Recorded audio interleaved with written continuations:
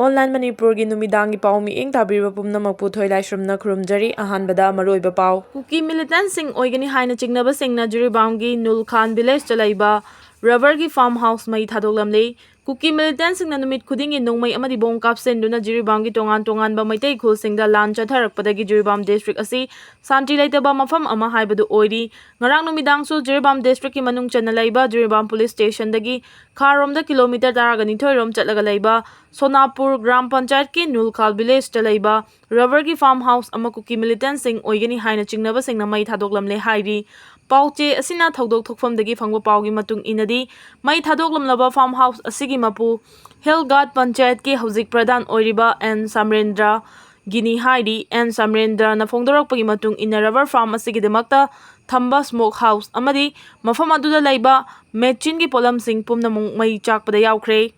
Mai thabagi thaba asi ningthina plan tawraga chathaba mali hiram asigi matangda Twramba police station da case amasu register tawkhre haina phongdoki. Panbeya badi Manipur ki district singi manungda Twramba district asi rubber gi pothok marang kaina puthokpo oirambadagi chahi kharagi mamangda pumsi sibagum leirurabani. Masigi matungda N Samrendra hairiba mioi asina rubber gi farm semgatuna pak sana rubber pambi sing thaduna makha tana rubber gi puthok sal thongi phibam phagatna honarakpani adubu mai taduna mahang ta ankraba asina rubber gi puthokpada yamna chawna apanba pibada natana mafam aduda changduna rubber farm adu semgot sagatpagi thabak tawbada akiba ama pohale haina su phongdoraki. Terrorism ki thawong sing chathariba kuki khulai paibasingi mathakta Bharat lengangna wafam amata haiba ngamdribasi nungi wahanthok karino folks. Huinang mucha chawnaba yoklaga leiton lei haibadu tagadoribra. Center na Puducherry gi mawongda Legislative Assembly Labour Union Territory ama semlaknaba tharang tawraklabadi leba asida amukta thoktriba miyamgi uprising ama thokloi hainingai leite. Mamang chahi 2023 gi May 3 dagi hauduna Kuki terrorist singna Manipur gi apunbagi saktamda singna duna chatharakliba lanasi tha 13 helagle. Nupi yauna miyoi kaya minungsi yaudana mihathi na hatkhiba yum kai kaya mai thakre Twramba chahi yamlaba ahal amabu tumlingai da nongmaina kaptuna mihathi na hatok piba fawba leikre. Thokliba lan asigi anawba lan ama oina Kuki singna drone sizinaduna aerial bombing chama tawduna state forcing so ankiba amadi mauna ama leikidaba paumi amadi micham kaya aso apan nanghanbadagi handoktuna surface to surface short range sizinaduna landabada moirangdagi ahal ama leikidaba yaukre haina Federation of Civil Society Organization Folks Manipur ki Secretary Information and Public Relation gi Thaupuriba Niras Mangangna press ta thadorokpa cherol asina hairi. Cherol asina hai handak Manipur da Kuki singna drone attack torokpa amadi missile attack torokpa ase India da ahanba internal security da achobo singna bathodok amani haina. Indian Army da leiramba thabakta gi potharaba high ranking officer singna haikiba fawba leire. India ki internal security da chawna signaraklaba amadi micham praja kaya halaba fawba Manipur da illegal immigrant singna satharakliba lanasi India na hauzik fawba action amata laukhatana leiriba asi hidden agenda ama leirabra haiba wahang kaya thorakli hairi. Cherol asina hai laibak thibadi Bharat ki Prime Minister amadi Union Home Minister na ngasi fawba da thodok sing asibu condemn tawba wafam amata phongdoraktaba sini. Geopolitics ki yengduna emerging power ni hariba India na Kuki singi aggression asi lefan bangamdriba si chingnaningai oiri. India ki internal security da singnaklaba fawbada Kuki singi mathakta action amata laukhatpa ngamdriba asi natakpadi nungda kari leiribage haiba asi hangnaningai oiri. Bharat lengangna NSCN IM amadi Manipur gi yawol lawlaw namthanaba lingkhatkibani hariba Kuki National Organization KNO amadi terrorism ki thawong sing chathariba Kuki khulai paibasingi mathakta Bharat lengangna wafam amata haiba ngamdribasi nungi wahanthak karino. Bharat lengangna semgatkhiba KNO amadi Kuki khulai paibasingna huinau macha chawnaba yoklaga leiton lei haibadumak Bharat lenga ki mathakta tarakloi hainingai leite hairi.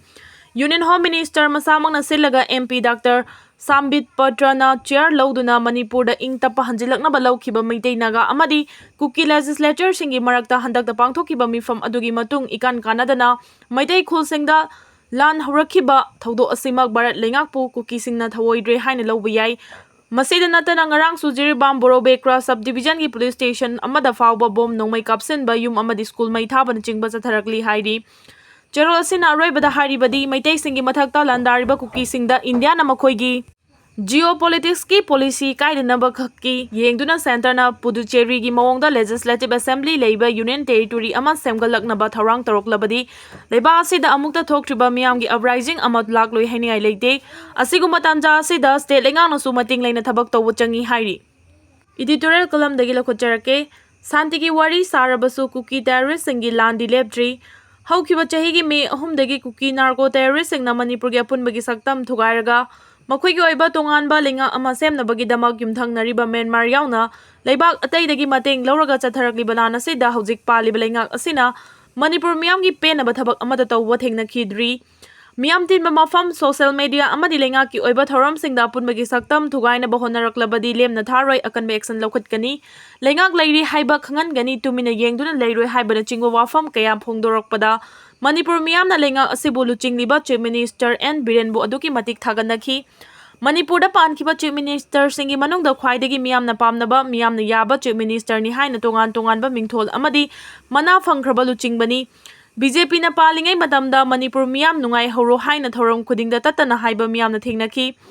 double engine gi lengak laklabani na ima ibel singna lambi lamjawda ahing yarekpa tohalagani yumda nungai na pothabiro haina phongdokhibasu social media da viral chatkibani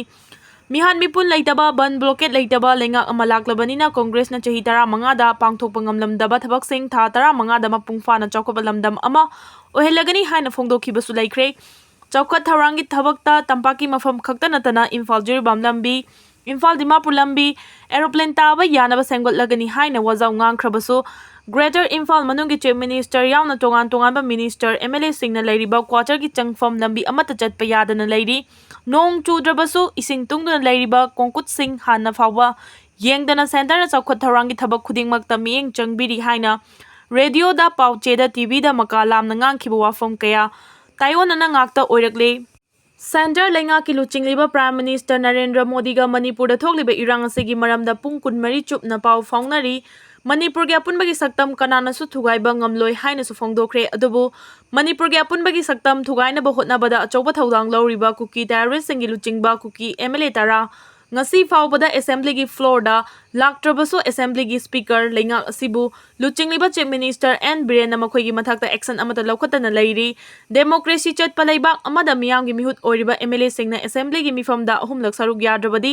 logi matung inna speaker na action lokhatpa yai hairabasu makhoi bu mahi mayai chomhandana ngasi su assembly gi phangpham thokpa chakthung piduna lakli lan asina maram oiraga chinga tainaba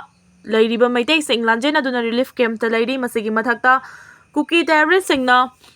makhoi landa ninglakpa matamda ningtamna landararbasu Manipur gi irang santi hanjilakle haina center amadi state ki lengang na tatana lauri adubu Kuki narco terrorist singna chatharibalan asigi khwaidagi nauna handak juri proper town dagi supnagi kilometer kunlom tamaklam na leiriba boro breka khul bom amadi nongmai kapsenduna landarakpada mitegi yum mari Mai chakre amuk makhatana Jiribamgi Nungkhal Khulda leiba rubber farm amagi yum ani amasu mai tharambagi thokdok phongphong sana thogli asumna ngahak leitana Kuki terrorist singna mitei micham singda satharakliba hingsagi thawong sing asi lakshin bangam dabalenga asina santi hanjilakna ba hotnari haibasi miyamda chawna namthak tawbani hairoidabagi maram leite ngaihak leitana santi hanjilakle santi gi wari sanari hairaga Kuki terrorist singna mitei micham miyamda bom nongmai kapsenduna mihan mipun chathaduna leiribasi karamba makhalgi santi gi wari no miyamda oidaba minam bangangbagi thabak toklasi gun yaudaba thauna leitaba luchingba oidei saruk pham konuna leiragumsi leibak miyamgi ihau ngairanu